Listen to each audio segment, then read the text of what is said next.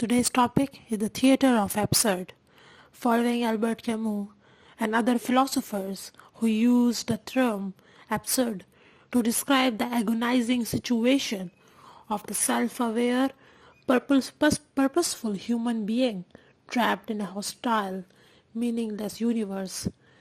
Drama critic Martin Esslin aptly applies the term in his 1961 book, The Theatre of the Absurd, to characterize the theme and techniques of several playwrights who chiefly during the 1950s and 1960s dramatized this philosophical plight.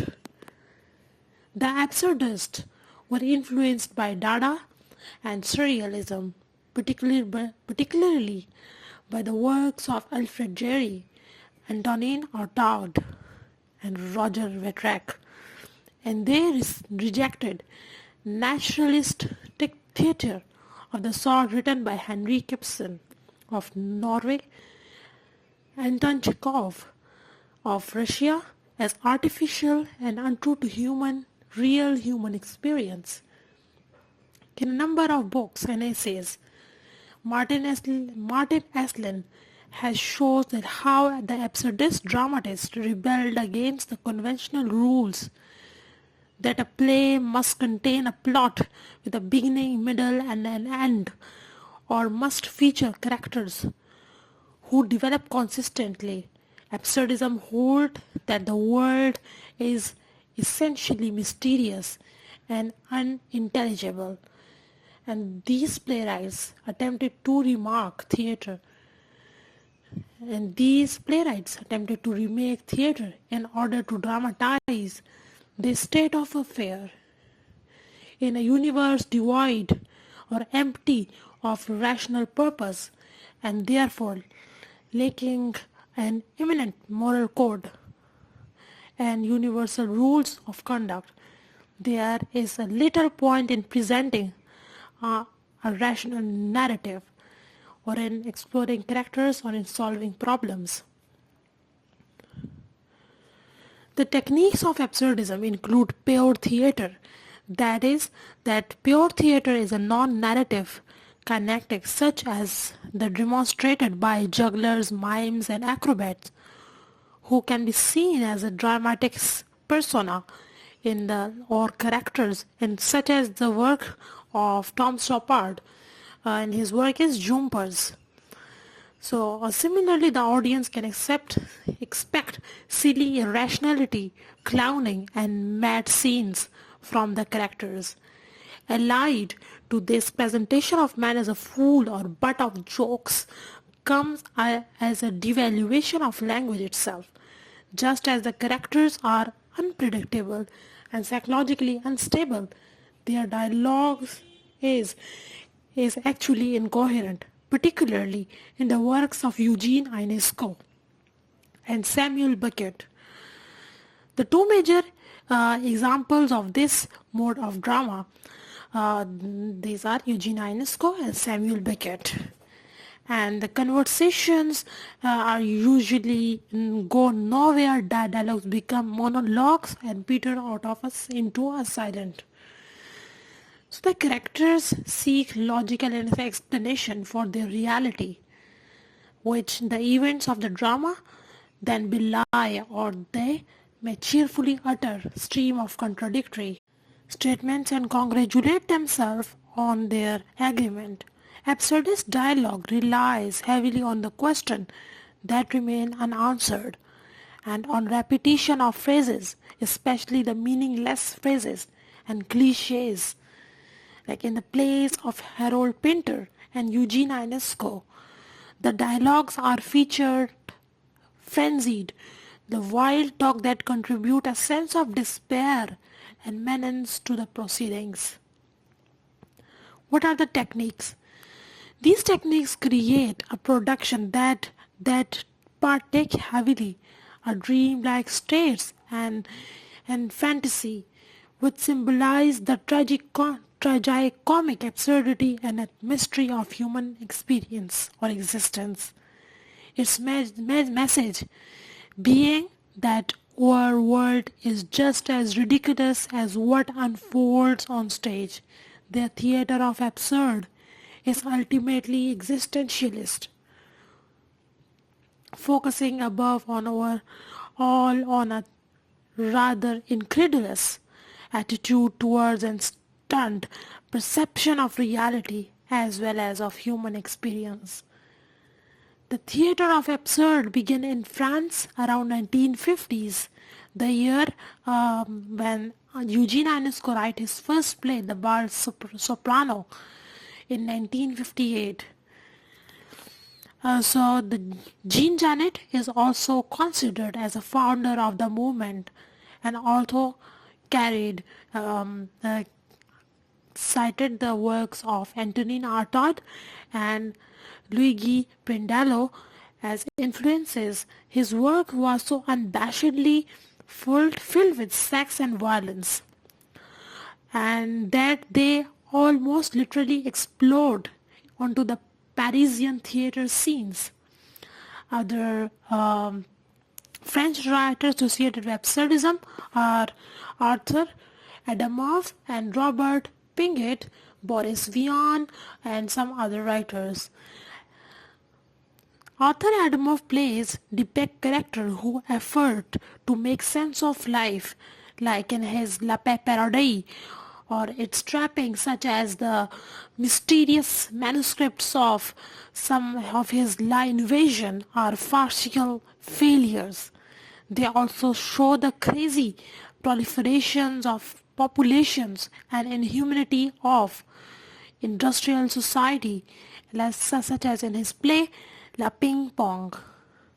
The early plays of Fernando Arrabal, who is a Moroccan-born Spanish playwright whose works were published in French, partake of absurdism and surrealism to present a grotesque vision of a passive nature of existence.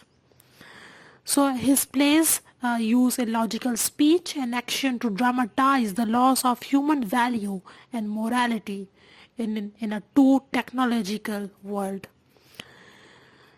So there was also absurdist movement beyond France, such as in Switzerland, the Swiss writer Max Fischer exemplify a typical theme of absurdist play, a contempt for bourgeois complacency and a suffocation of the individual spirit. His drama is clearly existentialist, concerned with the problems of identity and being true to oneself. His characters develop a variety of grotesque way to escape the deadly routine of pointless existence. The works of some other German writers like Wolfgang Hilsheimer was foremost representative of the theater of absurd. And also the other is Gunter Grass. They both share some themes of absurdism. So Hilsheimer, ironic, witty plays including The Dragon Throne and The Delay rage against the various form of dishonesty and neurosis against arising from the different role we play in the modern world. So primarily of his novel, Gunter Grass wrote a few dramas that satirize the complacency of a post-war Germany devoted to consumption and modern conveniences. His plays such as The Plebeians rehearse the uprising, features Bertolt Brecht, who is an important name in epic theater, as a character who ironically is too involved in the theater to support a workers' uprising. American absurdism. American dramatists soon saw the possibilities offered by the new theater. Multiple award-winning playwrights such as Edward Albee who frequently depicted the cruelty and tension underlying domestic relationship. influenced and written in his Who is Afraid of Virginia Woolf and The Sandbox and The American Dream. These plays are the savage critiques of emptiness of family relations. These are one-act plays influenced by the works of Samuel Beckett and Eugene Ionesco. The Zoo Story by Edward Albee is about a confrontation between two strangers. It dramatizes the modern inability to communicate. Another play by Edward Albee, The Tiny Tiny Alice, is a bizarre investigation into the nature of religious faith and self-deception. There are several absurdist American playwrights as well. The names are mentioned here. It should be emphasized that absurdism frequently is very funny. The Czech-born Tom Stoppard is one of the England's major playwright, exemplifies the theatre of absurd at its wittiest. His play Rosencrantz and Guildenstern Are Dead, played in 1967, uses two minor characters from William Shakespeare's play Hamlet to dramatize the senselessness of human existence. Jumpers by Tom Stoppard gestures towards a modern mystery structure, though it satirizes the tool of philosophy by using acrobats to present professors of their disciplines. His other plays are like Hapgood, has a thriller plot but undermines the moral and epistemological confidence of the genre by employing as its major metaphor the quantum theory of physics, and with its irreconcilable ambiguities and insistence that the knowledge cannot reach closure. And his other plays are also mentioned, like The Real Inspector Hound, After Magritte, and Day and Night, Every Good Boy Deserves Favor, Dirty Linen, and etc. Harold Pinter is another English playwright, and his early plays were associated with Comedy of Menace. I will also make a video on Comedy of Menace because they often show ordinary people menaced by the mysterious agencies and forces. The Dumb Waiter and The Birthday Party by Harold Pinter are examples of these kind of themes, and they deal with the assassins and fighters, though the reason for the characters' actions are never explained in these dramas. So the Eastern European, such as Poland and Russia, has also written absurdist plays, and these were almost more about the dehumanizing regime of their societies, such as in Poland, where narrative drama already revealed absurdist, like Sławomir Mrożek wrote other social and political programs, frequently using a single family or social unit as a microcosm, in which to demonstrate the logical results of illogical principles and ideologies. His characters are usually either victims or oppressors.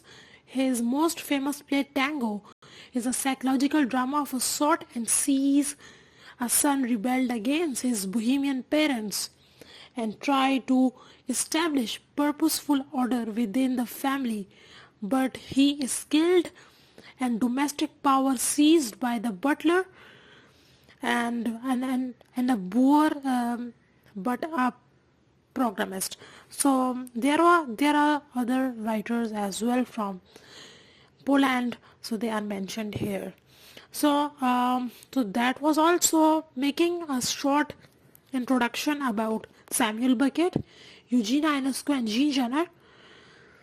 So Samuel Beckett was born in Dublin. He moved to France later in 1920s, where his experience of teaching English to French students provided him the same sort of revelation about language as Eugene Ionesco describes.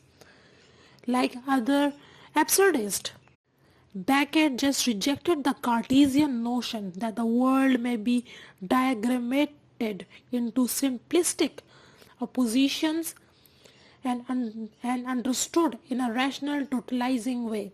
He achieved worldwide fame after the publication of The Waiting for Godot. Waiting for Godot is a drama about two passive, hopeless tramps who wait for somebody who never appears. Their hilarious banal dialogue reveals their terrified paralysis and despair in the face of the and their despair in front of the meaningless and the total meaninglessness of the universe. The audience must sympathize with Vladimir when Vladimir mourns. I cannot take much more of this. But Estragon replies, that's what you think. There are other plays by Beckett as well, and I will cover them as well. The Crab Tape, Endgame, and etc.